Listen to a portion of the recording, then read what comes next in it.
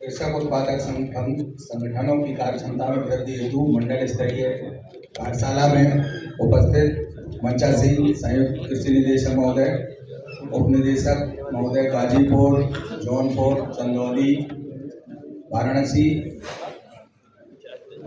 और इस हॉल में उपस्थित समस्त एफपीओ, किसान बंधुओं, भाइयों बहनों, आज सुबह से हम लोग विभिन्न विषयों पर कृषि से संबंधित बीज, दुग्ध उत्पादन इत्यादि पर चर्चा कर रहे हैं। अब मुझे इस मंच से दो चीजों के ऊपर बोलने के लिए कहा गया है, एक तो निर्यात और एक जीआई।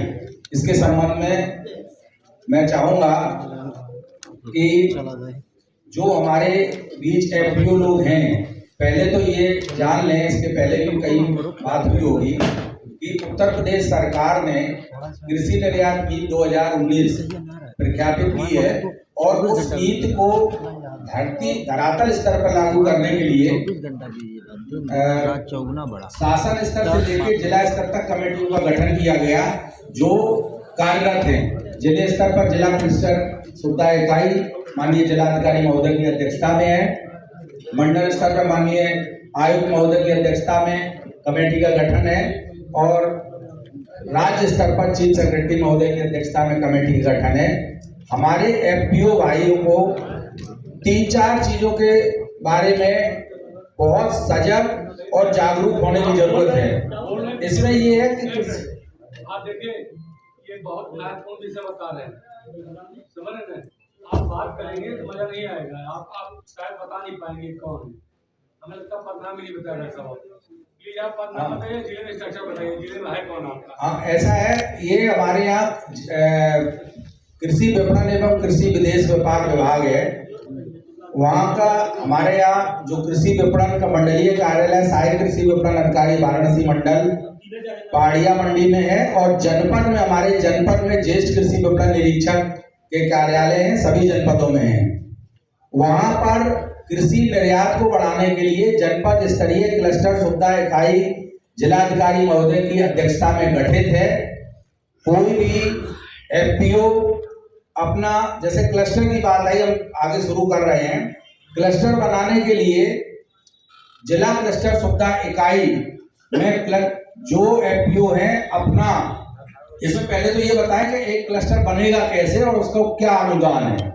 क्लस्टर खेती किसानी के लिए विभिन्न जिन्सों के लिए कृषि उत्पाद या औद्यानिक फसलें जो भी हैं वो एक क्लस्टर बनाएंगे। उसके लिए 50 हेक्टेयर जमीन एक ब्लॉक लेवल पे होनी चाहिए।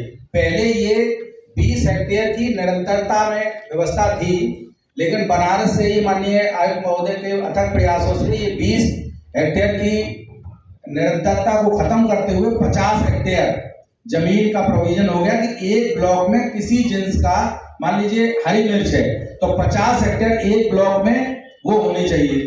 वो एक एफपीओ या एक किसान अपना एक क्लस्टर बना सकता है। यदि वो 50 हेक्टेयर का क्लस्टर बनाता है तो राज्य सरकार द्वारा उसमें 10 लाख रुपए की सब्सिडी है और वो सब्सिडी उसको 5 वर्षों में मिलेगी। शर्त उसमें ये है कि उस क्लस्टर से उत्पादित उत्पाद को 30% वो एक्सपोर्ट करे। क्लस्टर बनने का तरीका या उसका कैसे आपको ये मिलेगा, क्लस्टर के लिए ये है कि आप जो एफपीओ हैं वो उस ब्लॉक से अपने साथ जुड़े हुए समस्त किसानों का जो खसरा खतौनी है, मतलब जमीन है, उसका डिटेल लेके हमारे ज्येष्ठ कृषि विपणन निरीक्षक या जहां ज्येष्ठ कृषि विपणन निरीक्षक नहीं है वहां जिले के जिला कृषि अधिकारी के माध्यम से हमारे यहाँ मंडलीय कार्यालय में आ जाए। हम उसको जिले के जो जिलाधिकारी महोदय हैं उनकी अध्यक्षता में जो कमेटी है, तो जिलाधिकारी महोदय को ये अधिकार है नीति के तहत कि जो जिन्स है, मान लीजिए मिर्च है तो उस जनपद का ये जिला उद्यान अधिकारी, और यदि कोई कृषि संबंधित जिन्स, मान लीजिए धान है, गेहूं है, इसका कोई क्लस्टर बनाता है तो वहां के जिला कृषि अधिकारी एक मेंबर रहेंगे। एक कृषि विपणन एवं कृषि विदेश व्यापार विभाग का ज्येष्ठ कृषि विपणन निरीक्षक उसका एक सदस्य रहेगा और रेवेन्यू का चूंकि मामला है, उसके लिए जिलाधिकारी द्वारा एक नामित सदस्य होगा। ये 3 स्तरीय कमेटी उस क्लस्टर के लिए भौतिक सत्यापन करेंगे कि वास्तव में ये किसान हैं, वास्तव में इनकी 50 हेक्टेयर जमीन है, और वो एक रिपोर्ट हमें उपलब्ध कराएंगे। वो रिपोर्ट जिलाधिकारी महोदय के जो जिला क्लस्टर सुविधा इकाई में जाके मीटिंग होगी, सारे सदस्य रहेंगे उसमें विभिन्न विभागों के, जैसे कृषि विभाग है, उद्यान विभाग है, गन्ना विभाग है, पशुपालन विभाग है, मत्स्य विभाग है, ये सारे के सारे लोग रहेंगे और उसका अप्रूवल होगा। जब वो क्लस्टर बन गया, अब वो आदमी अपने उत्पाद को कहीं विदेश में बेचता है उस क्लस्टर को, तो उस क्लस्टर पर उसको 30% मिनिमम उत्पाद का 30% एक्सपोर्ट करेगा तो उसे 10 लाख रुपए सब्सिडी राज्य सरकार द्वारा दी जाएगी। और उस एक क्लस्टर के बाद यदि वो अगला क्लस्टर अगले 100 हेक्टेयर 50 से 100 हेक्टेयर तक एक, और उसके बाद हर 50 हेक्टेयर पे यदि वो क्लस्टर का निर्माण करता है तो उसे अतिरिक्त 6 लाख रुपया के हिसाब से अनुदान दिया जाएगा। ये तो क्लस्टर की बात हुई।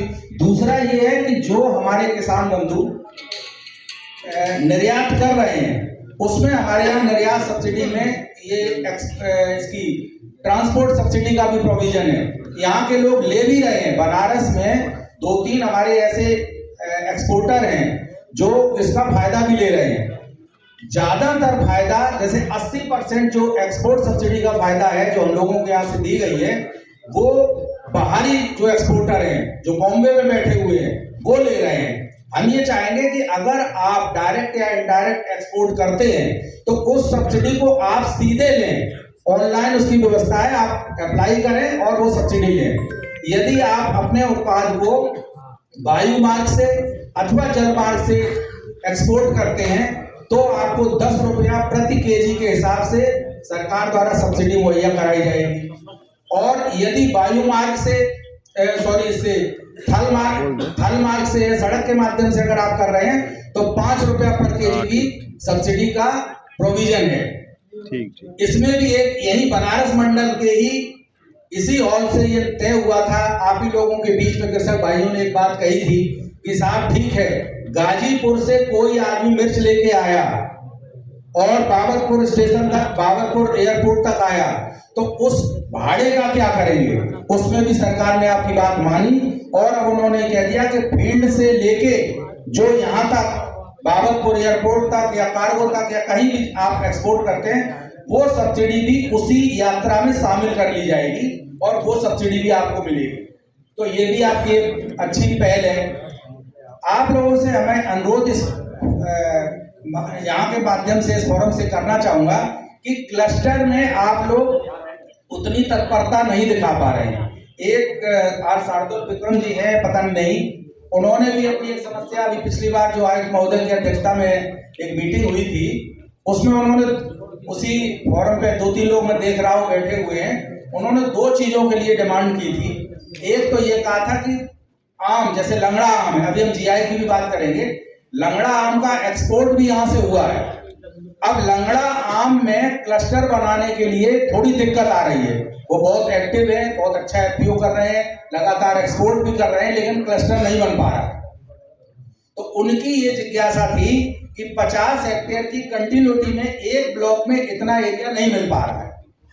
तो उन्होंने अनुरोध ये किया कि इसको एक जिले में कर दिया जाए।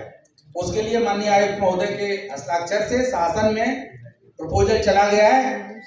उम्मीद है कि नेक्स्ट जो चीफ सेक्रेटरी महोदय की अध्यक्षता में बैठक होगी उसमें वो अप्रूवल हो जाएगा।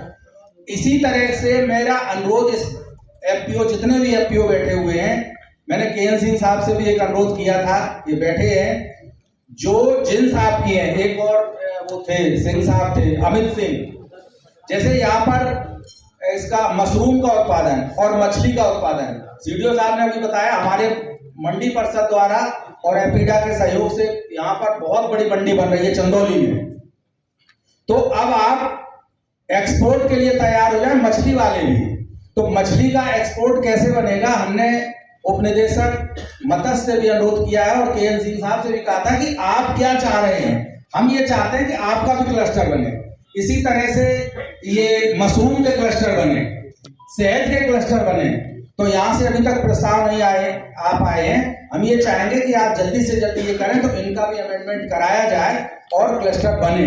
अभी हमारे यहाँ वाराणसी मंडल में और मिर्जापुर मंडल, 2 मंडल का लकीली में चार्ज मेरे पास है।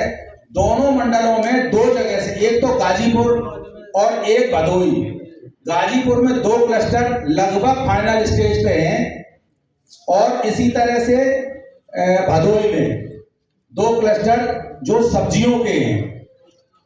आम का क्लस्टर अगर एरिया का हो जाएगा तो आम का भी क्लस्टर बन जाएगा। आपको ये पता ही है कि यहाँ से विगत 3-4 वर्षों में जब से ये एक्सपोर्ट नीति आई है तब से एक्सपोर्ट से रिलेटेड जितनी सुख सुविधाएं एफपीओ जो किसान भाइयों के लिए वाराणसी मंडल में होनी चाहिए थी, आज की तारीख में वो सारी सुविधाएं उपलब्ध हैं। आपके बाबतपुर में सारी व्यवस्थाएं हो गई। प्लांट क्वारंटाइन का इशू था, वहां बड़े डायनेमिक अफसर बैठे हुए हैं, तो सब लोग अच्छा सा काम कर रहे हैं। एक और थी पैक हाउस बन गया है, मंडी के सहयोग से विपणन हमारे विभाग की तरफ से पैक हाउस इतना बड़ा बन गया। अब पैक हाउस के लिए भी एक इशू आया था कि ट्रेसेबिलिटी सिस्टम नहीं है, कि अगर कोई, अभी हम जीआई की जब बात करेंगे, अगर मान लीजिए आपका कोई प्रोडक्ट है और वो आप इंटरनेशनल मार्केट में ले जा रहे हो, तो बनारस में आज की तारीख में कोई, बनारस ही नहीं, जहां तक मेरा ज्ञान है, हो सकता है हम गलत हों, पूरे हिंदुस्तान में अभी ऐसा कोई एग्रीकल्चर सेक्टर में ट्रेसेबिलिटी सिस्टम नहीं है जिससे जैसे क्यूआर कोड से आदमी करके तुरंत भेज दे। नहीं, सीड नहीं, मैं एक्सपोर्ट की agriculture commodity, fruits and vegetable और खाद्यान्नों की बात कर रहा हूँ। सीड में तो ऑब्वियसली होगा। उसके लिए भी माननीय आयुक्त महोदय के अथक प्रयासों से हमने वो भी एक प्रस्ताव अभी जल्दी 5-7 दिन पहले एक ट्रेसेबिलिटी सेल के लिए गठन करने के लिए एक अनुरोध किया है। अपर मुख्य सचिव महोदय जो अपने विभाग के हमारे देवेश चतुर्वेदी साहब हैं, उनसे संभवतः वार्ता भी हुई है, तो वो एक मॉडल के रूप में ट्रेसेबिलिटी सेल का यहाँ गठन होगा, हमारे यहाँ मंडी में ही होगा, अथवा उसको जो पैक हाउस बना है उसमें किया जाएगा, उससे बड़ा आराम हो जाएगा। तो ये 2 चीजें, एक तो क्लस्टर बनाएं और क्लस्टर के लिए जो अगर आपको कोई संसाधन या कोई उसमें अमेंडमेंट करने की जो जरूरत है, उसका प्रस्ताव हमें फिशरीज वाले, एनिमल हस्बेंड्री वाले ये जरूर दे दें। और जैसे एनिमल का है, दूध का भी ये काशी मिल्क प्रोड्यूसर ने बताया कि उनके साथ इतने किसान जुड़े हुए हैं, तो मैं ये चाहूंगा कि वो भी अपना एक क्लस्टर बनाए और अपना दूध को एक्सपोर्ट करें। दूध एक्सपोर्ट हो या दूध से बने हुए प्रोडक्ट एक्सपोर्ट हो सकते हैं, बाहर जा सकते हैं, तो उसके लिए भी आप क्लस्टर बना के और जो सुविधा है वो ले सकते हैं। कोई जरूरी नहीं है कि दूध ही आप एक्सपोर्ट करें, मिल्क से बने हुए प्रोडक्ट, जैसे अभी हम जीआई पे बात कर रहे हैं, कुछ चीजें जैसे अपने आप का वाराणसी का लाल पेड़ा है, बहुत फेमस है, लोगों ने कहा लाल पेड़ा बहुत है, तो मैंने कहा इसको भी भाई, ये भी अल्टीमेट तो मिल्क और मिल्क प्रोडक्ट ही है, बेसिकली वो दूध का ही प्रोडक्ट है। तो लाल पेड़ा को भी हमने रिकमेंड किया कि इसको भी जीआई दिया जाए बनारस में। अभी यहाँ पर 3 साल पहले जब मैं यहाँ आया था तो बनारस का ये जो बैंगन है, भंटा जिसे बोलते हैं, उसको आपका जीआई मिल गया है। अब अगर जीआई का ट्रेसेबिलिटी सिस्टम होगा, क्यूआर कोड सिस्टम जनरेट हो जाएगा, तो ये भंटा कोई दूसरा आदमी, कोई मेरठ वाला या सहारनपुर वाला, मतलब उसकी डुप्लीकेसी नहीं कर पाएगा। तो ऐसे हम लोग प्रयास कर रहे हैं, सरकार इसमें बहुत ही गहनता से अध्ययन कर रही है और लगी हुई है। इसी के साथ साथ हम जीआई पे भी थोड़ी चर्चा करें। जीआई के लिए भी कृषि विपणन और कृषि विदेश व्यापार विभाग को ही नोडल एजेंसी नामित किया गया है। और फिगर इसमें मैं थोड़ा डेटा भी देना चाहूंगा। जीआई बेसिकली है क्या? पहले तो जीआई आप ये मान लीजिए कि आपके यहाँ पुराने जमाने में सैकड़ों साल पहले कोई जिन्स पैदा होती थी जो विलुप्त अवस्था में जा रही थी, जैसे बनारसी लंगड़ा आम। बनारसी लंगड़ा आम यहाँ का बहुत, आज भी बनारसी लंगड़ा आम की पहचान इतनी अच्छी है, उसकी खुशबू, उसकी मार्केट वैल्यू बहुत अच्छी है। कमी किस चीज की है कि बनारसी लंगड़ा हमारा डेवलप नहीं हो पाया, वो खत्म होने के कगार पे हो गया। इसी तरह ये बैगन यही होता है, रामनगर भंटा यही का प्रोडक्ट है और कहीं का नहीं है। बनारसी पान में आपको बताएं, बनारसी पान के लिए अभी दिल्ली में जो वो लगी थी, बहुत बड़ी प्रदर्शनी थी, तो यहाँ के कुछ ही थे जो इसमें नमामि गंगे प्रोड्यूसर, ये इनका हमेशा ही रहता है कि साहब बन ही नहीं रहा, बनारस में उस तरह का काम नहीं हो पा रहा। देखिए, कोई चीज शुरू होती है तो एकदम से नहीं हो जाती। बनारसी पान ने यही के एक वो थे प्रोड्यूसर, उन्होंने अपना स्टॉल लगाया दिल्ली में। आप विश्वास करिए, उन्होंने 100 रुपया, 150 रुपया, 200 रुपया तक का एक पान बेचा और यहाँ से जितने भी विजिटर्स गए थे उन्होंने मतलब वहां खाया। आपका ये आदम चीनी चावल बहुत अच्छी क्वालिटी है उसकी और उसको भी जीआई मिला है। ये चंदौली में होता है, उसके ये बैठे हुए अजय सिंह जी। अब आदम चीनी चावल में अभी उसकी बहुत ज्यादा वो नहीं है, मतलब प्रोडक्शन बहुत ज्यादा नहीं है। एरिया बढ़ाने की जरूरत है और प्रोडक्शन बढ़ाने की जरूरत है। तो आप लोगों के बीच से बात यही आ रही है कि भाई अब एरिया प्रोडक्शन तो बढ़ा लें, लेकिन उसका मार्केट क्या होगा? फिर वही ट्रेसेबिलिटी की बात है। आदम चीनी चावल उगाएं ये और उसका फायदा कोई दूसरा ले जाए। अगर हमारे पास ट्रेसेबिलिटी होगी, सिस्टम होगा, तो हम भाई तुरंत बता देंगे ये भाई चंदौली की इस धरती का, इस जमीन का ये फ्रेग्रेंस है, ये वही आदम चीनी चावल है जो हमारे किसान ने उगाया है, बोया है, तो उसको अच्छे पैसे मिलेंगे। अभी क्या है, ये खुद गए थे, ये एफपीओ जो हमारा चंदौली का है, अजय सिंह जी गए थे वहां, इन्होंने भी 150 रुपया किलो, 250 रुपया किलो तक का चावल बेचा है, आदम चीनी चावल। अब इन्होंने ये कह रहे हैं हमारे पास आप जितना चावल है 20-25 कुंटल हमने उसको रखा हुआ है, तो इसको भी बढ़ाने की जरूरत है। एक मेरा अनुरोध पुनः आप सब लोगों से, देखो ये बहुत गंभीर चीज है और बहुत फायदे की चीज है। जीआई के लिए यदि आपके क्षेत्र में कोई ऐसी जिन्स, कोई ऐसा प्रोडक्शन हो रहा हो जो विलुप्त होने की अवस्था में है, उसको जरूर आप बताएं। जैसे इसमें ये होती है मिर्जापुर में बताई, ये जो एक है मेडिसन तीखुर और मजरी, तो तीखुर और मजरी एक ऐसी चीज है, उसकी मेडिसिनल वैल्यू बहुत है, तो उसका भी हो सकता है कि जीआई उसे भी मिले।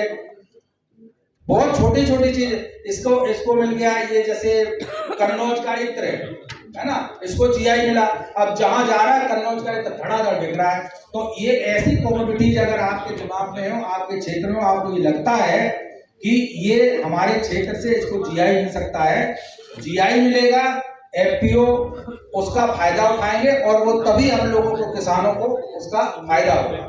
अब देखिए जीआई में अभी तक आपको बताएं,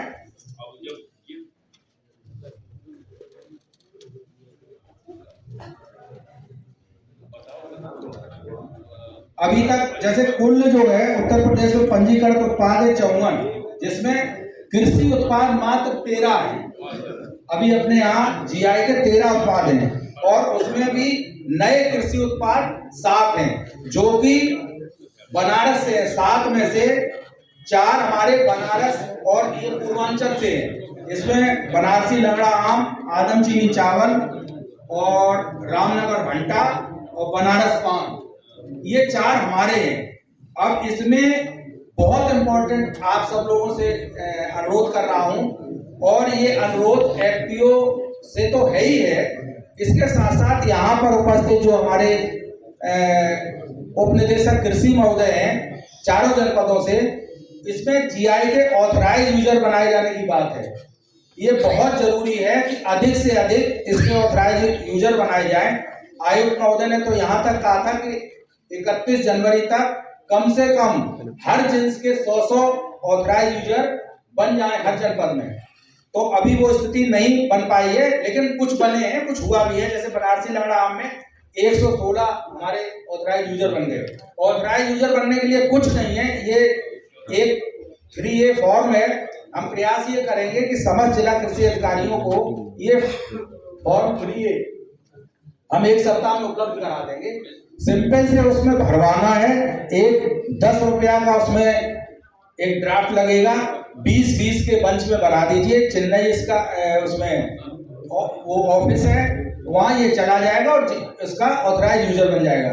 शासन स्तर पर एक बैठक हुई थी, तो अपर मुख्य सचिव महोदय के निर्देश थे कि जिले में कम से कम 500 ऑथराइज यूजर इस वित्तीय वर्ष में अवश्य बना लिए जाए। तो कृपया जो जैसे नमामि गंगे हैं, आदमचीनी चावल के हैं, बनारस इसके रामनगर भंटा के हैं, ये चारों जनपद हैं, यहीं के ये प्रोडक्ट हैं। तो चारों जनपदों के आए हुए समस्त जिला कृषि अधिकारी महोदय, उप निदेशक कृषि महोदय और खास तौर पर हम संयुक्त निदेशक महोदय से अनुरोध करेंगे कि इस पर थोड़ा सा ध्यान दें ताकि अधिक से अधिक ऑथराइज यूजर बनाए जा सके। एक और बनारस में मॉडल के रूप में यहाँ के उप कृषि निदेशक महोदय ने बहुत अच्छा काम किया, उनकी जितनी तारीफ करो। मैं तो इसको शासन लेवल पे जहां मेरे मौका मिला तो मैंने बात कही। इन्होंने क्या किया कि किसी जीआई के लिए या एक्सपोर्ट संवर्धन को, एक्सपोर्ट को कैसे बढ़ाया जाए, इसमें जिला कृषि अधिकारी महोदय का भी बहुत बड़ा रोल है। इन्होंने ब्लॉक्स आइडेंटिफाई किए और उस ब्लॉक में मीटिंग्स की कि भाई इस क्षेत्र में अभी लोगों को पता ही नहीं है कि कहाँ पोटेंशियल है मिर्च की, कहाँ पोटेंशियल है करेला की, कहाँ पोटेंशियल है परवल की। तो इस तरह के ये आइडेंटिफाई क्रॉप्स करने के लिए ब्लॉक लेवल पे मैं ये चाहूंगा, संयुक्त महोदय निदेशक महोदय से अनुरोध करूंगा कि हर जिले में इस तरह की, जैसे बनारस में एक मॉडल हुआ, डीएम साहब और सीडीओ साहब ने भी कहा था, जिसमें डिप्टी कलेक्टर महोदय ने कहा कि भाई आपका, मैंने कहा ठीक है, हमारा जो भी इंस्पेक्टर होगा हम खुद जाएंगे, और वहां गए भी, उसके बहुत अच्छे रिजल्ट्स आए हैं। लोगों को पता चल गया कि यहाँ ये चीज मटर बहुत अच्छी हो रही है, सेम बहुत अच्छी हो रही है। ये आपका जो अभी वैज्ञानिक जो IBRI के बोल रहे थे, जो फर्स्ट टाइम यहाँ पे सिंगाड़ा गया है, ऐसी बहुत सी जिनसे हमें पता ही नहीं उस क्षेत्र में हो रही है। तो इस तरह के ब्लॉक लेवल पर रेगुलर न करा, जैसे यहाँ तो बहुत एग्जॉस्टिव हो गया था, आप लोगों पे भी काम रहते हैं, सभी विभागों पे काम रहते हैं, तो मैं चाहूंगा कि साप्ताहिक एक इस तरह के ऑर्गेनाइजेशन ब्लॉक लेवल पे करा दें। वहाँ किसी गांव को चुन लें जहाँ बहुतायत से कोई जिन्स होती हो, और वहां पर हमारे विभाग के भी कर्मचारी जाएं, हम पहुंचे, जिला कृषि अधिकारी रहे, एक्सटेंशन वर्कर्स रहे, तो उससे ये रहेगा, वो ये कहेंगे साहब हमारे यहाँ तो इतनी मिर्च हो रही है, हमारे यहाँ तो इतनी मटर है, तो हमें ये आइडिया लग जाएगा, फिर हम उस पर फोकस करेंगे कि भाई ये कैसे है। तो ये बातें हमें इस फॉर्म से कहनी थी। दूसरा ये है कि अपने यहाँ के FPO 12 या 13 जो FPO हैं वो एक्सपोर्टर भी बन गए हैं और एक्सपोर्ट कर रहे हैं। आपको शायद जान के खुशी होगी कि यहाँ से मिर्च, मटर, करेला, नेनुआ, ये क्या नाम, परवल, कुंदरू, बहुत सारे आम, सारी चीजें जा रही, केला का पत्ता, केला का तना, केला का फूल, ये तक एक्सपोर्ट हुआ, और एक आलू भी एक्सपोर्ट हुआ। एक्सपोर्ट की संभावनाएं हैं, और हाँ बिल्कुल जा रहा है, फूल भी जा रहा है। सर हमने ऑथराइज्ड यूजर के लिए जौनपुर से पिछले साल फॉर्म भरे थे, अभी तक तो कुछ पता नहीं चला। किसके?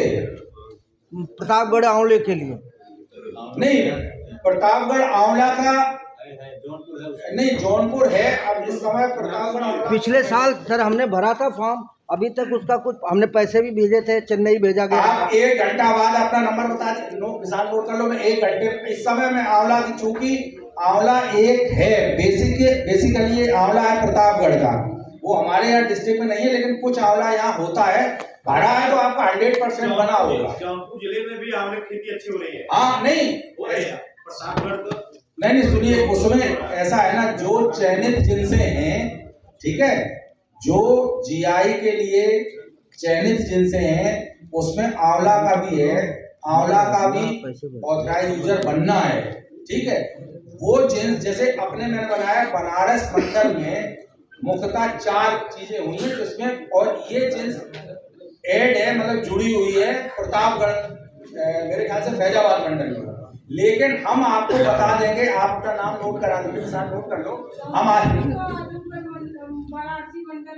नहीं है, आप नहीं सब, मैं ये कह रहा हूँ जौनपुर भी है, जौनपुर में भी आंवला की खेती होती है, और आंवला में कितने ऑथराइज यूजर बने, एप्लीकेशन यहाँ से आंवला में वहाँ के जिला उद्यान अधिकारी ने एप्लीकेशन भिजवाई है। 40 फार्म यहाँ से गए थे। अब उनका क्या स्टेटस है इस फॉर्म में मैं नहीं बता पा रहा हूँ, लेकिन व्यक्तिगत आप चाहेंगे तो हम आपको बता दें। ठीक है, अभी 1 घंटे में बता देंगे बैठे बैठे, अभी हम निकलवा के अभी आपके सामने बता देंगे। ठीक है, तो ये तो आप बना लीजिए। दूसरा, जो हमारे एफपीओ एक्सपोर्टर बन गए हैं या कुछ एक्सपोर्टर बनना चाह रहे हैं, उसके लिए अगर आप जानना चाहें तो हम बताएं कि एक्सपोर्टर कैसे बन सकते हैं। बताएं सर। बताएं, बिल्कुल बताएं। हाँ, देखिए, एक्सपोर्टर बनने के लिए बहुत कोई ऐसी रॉकेट साइंस नहीं है जो एक्सपोर्ट लगता है, हुआ ऐसा है नहीं, है ना। एक बार हम लोग उसमें घुसे, अब पहले ही से हम लोग थोड़े घबरा जाते हैं। बनारस वाले नंबर मांगे क्या?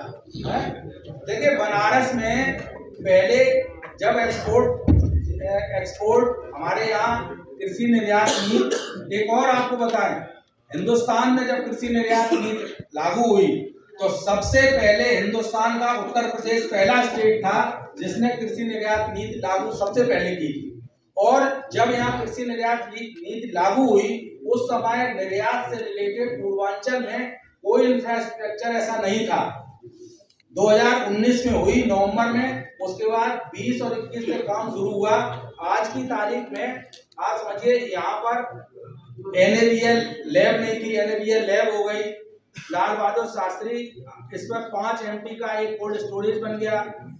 आपका ये ईस्टर्न डेडिकेटेड फ्रंट कॉरिडोर बन रहा है। एक आपका ये बन गया, क्या नाम, पैक हाउस बन गया है। ठीक है, अभी 1.5 करोड़ की योजना इसकी ट्रेसेबिलिटी लैब के लिए 99% वो बन जाएगी। तो ऐसी सुविधाएं तो डेवलप हो ही रही हैं। देखिए, इसमें एक, अगर आप एक्सपोर्टर बनना चाह रहे हैं तो सबसे पहली चीज तो ये है कि आप लोग एक संस्था तो ऑलरेडी है ही, आप FPO हैं, FTC हैं, एक संस्था हो गई। एक्सपोर्टर बनने के लिए सबसे पहला काम है कि आपको एक संस्था बनानी है। अब आपकी संस्था बन गई। दूसरा ये है कि इसके बाद आप उस FPO का एक अकाउंट बैंक में खुलवाएं। अकाउंट वो करंट अकाउंट होगा, सेविंग अकाउंट नहीं, करंट अकाउंट खुलवा लीजिए। PPT चलवा दें सर, आप बता दीजिए। फोटो खींचने के लिए प्रधान का PPT लेके हाँ, हम डलवा देंगे। ठीक है। दूसरा, अब आपने जैसे ये बना लिया, क्या नाम, बैंक अकाउंट, आप करंट अकाउंट खुलवा लीजिए। करंट अकाउंट खुलवाने के बाद आपको पैन नंबर लेना होगा, ज्यादातर लोगों पे हो गई, उस संस्था का आपका पैन मिल गया तो आपका ऑर्गेनाइजेशन हो गया, आपका बैंक में करंट अकाउंट खुल गया, पैन नंबर लागू हो गया। इसके बाद आपको IEC एक्सपोर्ट इंपोर्ट कोड होता है वो मिलेगा। ये आपको DGFT ऑफिस है यही बनारस में, उसका भी एक दफ्तर है, वहां से आपको मिल जाएगा। इसका अभी हम PPT में डाल देंगे, उसका एड्रेस डालेंगे, सब ऑनलाइन है। DGFT में आप करेंगे तो ICE कोड आपको वहां से प्राप्त हो जाएगा। इसके बाद आपको ये RCMC नंबर, एक RCMC नंबर चाहिए, ये आपको एपीडा से मिल जाएगा। एपीडा और DGFT के दोनों की लिंक आपको भेज देंगे, आपको नोट करा देंगे। RCMC नंबर ये आपको मिल गए, आप एक्सपोर्टर बन गए, आपको लाइसेंस मिल गया। अब आप एक्सपोर्ट कर सकते हो। क्लस्टर बनाइए, क्लस्टर बना के प्रोडक्शन लीजिए, प्रोडक्शन का आप 30% एक्सपोर्ट करिए और एक्सपोर्ट करने के बाद आप एक्सपोर्ट इसकी क्लस्टर की छूट लीजिए, पर वैन की छूट लीजिए। एक और है, अभी हमारे वैज्ञानिक बता रहे थे, जो यदि हम सर डायरेक्ट एक्सपोर्ट नहीं कर पा रहे हैं, किसी के थ्रू करें तो? हाँ, तो भी मिलेगा। ऐसा है, बनारस में अभी डायरेक्ट एक्सपोर्टर एक ही दो लोग हैं जो हमने ट्रांसपोर्ट सब्सिडी यहाँ दी है। इसमें देखिए, हमारे यहाँ से मंडल से 24,88,786 रुपया ट्रांसपोर्ट सब्सिडी दी गई है। इसमें दुखद है ये कि उसमें से सिर्फ 2, एक माइक्रो एक्सिम और मैं अली असरफी, ये बनारस के हैं जो एक्सपोर्टर हैं। इसके अलावा जितने एक्सपोर्टर हैं ये सब बॉम्बे बेस्ड है, दिल्ली बेस्ड है, जो यहाँ हमारे यहाँ से माल इकट्ठा करते हैं इनडायरेक्ट, जैसे आपने बताया। ठीक है, उसमें भी आपने बहुत अच्छी बात बताई और उसको मैं बताना चाहूंगा। इसमें भी थोड़ा सा गड़बड़ झाला हो जाता था। होता क्या था, जैसे मान लो बॉम्बे में बैठा हुआ एक्सपोर्टर हमारे गाजीपुर के किसान की मिर्च खरीद रहा है और उसने एक्सपोर्ट कर दी बाबतपुर से। ठीक है, पैसे का लेन देन तो आपका है, उसका तो आपको पता है कि हमने 50 क्विंटल मिर्च बेची, हमारे इस रेट में बेची, आप बिल वाउचर देखिए। लेकिन आपको ट्रांसपोर्ट सब्सिडी जो 10 रुपया पर केजी के हिसाब से है वो एक्सपोर्टर ले गया, उसे पता ही नहीं है। उसके लिए भी हमने कोशिश की है। अभी राइडर हालांकि लगा नहीं है, लेकिन मैं चेन नहीं लूंगा, राइडर लगाऊंगा। हम ये चाहते हैं हमारे यहाँ के बनारस का कोई एक्सपोर्टर या बनारस की मिर्च, हमारा बॉम्बे में बैठा एक्सपोर्टर एक्सपोर्ट कर रहा है, ना तो हमें पता है और ना हमारे किसान को पता है। तो मैंने कहा नहीं, बिना कृषि विपणन विभाग की मोहर के वो नहीं हो सकता है। जब होगा तो आप हमें बताएंगे, हम आपके टच में हैं कि आपकी मिर्च 50 कुंतल आई है। ठीक है, 50 कुंतल का तो दाम मिल गया, सब्सिडी लेने तो मेरे ही पास आएगा।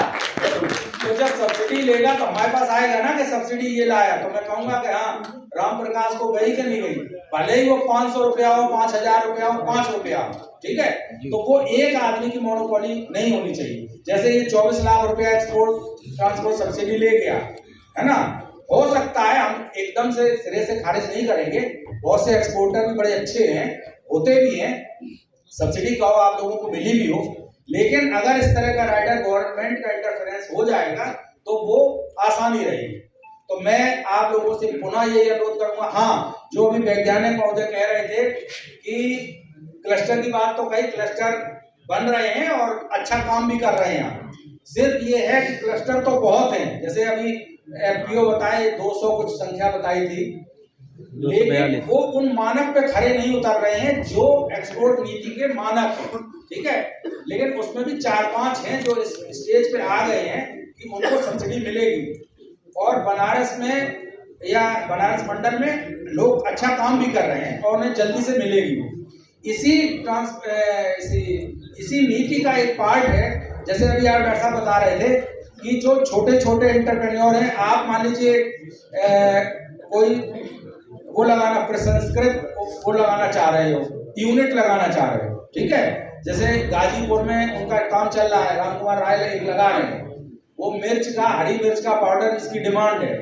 तो उसमें क्या है कि उस पर भी नीति में प्रोविजन है, 25 लाख रुपया तक उस पर सब्सिडी है। यदि आप इस तरह का कोई वो लगाते हो, प्रोसेसिंग यूनिट लगाते हो, तो 25 लाख की सब्सिडी का प्रोविजन है। उत्तर प्रदेश सरकार आपको 25 लाख सब्सिडी देगी, या टोटल कॉस्ट का जो आपका होगा उसका 10%। उसमें भी एक राइडर उसमें भी है कि आप उसका 40%, जैसे क्लस्टर में 10 लाख रुपया आप तक मिलेगा, जब आप उसका एक्सपोर्ट करेंगे 30%। ठीक है, और इसी तरह उस प्रोसेसिंग यूनिट से आप प्रोसेस करके उस प्रोडक्ट को किसी इंटरनेशनल मार्केट में भेजते हो तो उसमें आपको 40% सब्सिडी, 40% एक्सपोर्ट करना अनिवार्य है, तो आपको 25 लाख रुपया मिलेंगे। इसी तरह से अभी हालांकि यहाँ बनारस में चूंकि हमने बीएचयू के लिए प्रयास किया था, बीएचयू सेंट्रल यूनिवर्सिटी है, तो स्टेट ने उसे नहीं माना है। सरकार ने यह भी कहा कि किसानों के बच्चे ग्रामीण क्षेत्र में रहते हैं, ग्रामीण एफपीओ हमारे सब, भाई भारतवर्ष का स्ट्रक्चर ही इसी तरह का है, तो उन्होंने कहा कि नहीं, इस तरह के जो कोर्सेज हैं, पोस्ट हार्वेस्ट मैनेजमेंट से रिलेटेड, मार्केट से रिलेटेड, है ना, पोस्ट ग्रेजुएट डिप्लोमा, इस तरह के अगर कोई कोर्स चला रहा है और वो आदमी या वो बच्चा, उसको मान लीजिए 1 लाख रुपया फीस देनी पड़ती है साल में, तो लेकिन कंडीशन उसमें ये है कि वो सरकारी होना चाहिए, प्राइवेट वाला नहीं। सरकारी इंस्टीट्यूट से अगर वो कर रहा है तो 50,000 रुपया उस बच्चे की वार्षिक फीस माफी होगी। यदि कोई सरकारी कॉलेज अपने यहाँ मार्केट से रिलेटेड कोई कोर्स शुरू करना चाह रहा हो जिसमें बच्चों की संख्या 25 से ज्यादा हो, मोर देन 25 हो तो उस पर एक मुश्त 50 लाख रुपया का प्रोविजन है, 50 लाख रुपया उस संस्था को दिए जाएंगे। तो इस तरह के ऐसी हैं और लोग लाभ ले रहे हैं, क्लस्टर भी बना रहे हैं, सब्सिडी भी ले रहे हैं, जीआई का भी काम हो रहा है। आप लोग थोड़ा सा इसमें लगें। मैं चाहता हूं कि जीआई पर बनारस में सबसे ज्यादा जीआई प्रोडक्ट उत्तर प्रदेश में बनारस मंडल से ही हुए हैं और इसका फायदा भी फिलहाल बनारस मंडल वालों को मिल रहा है और आगे अच्छा मिले। बनारस के किसान, बनारस मंडल के किसान, पूर्वांचल के किसान लाभान्वित हो।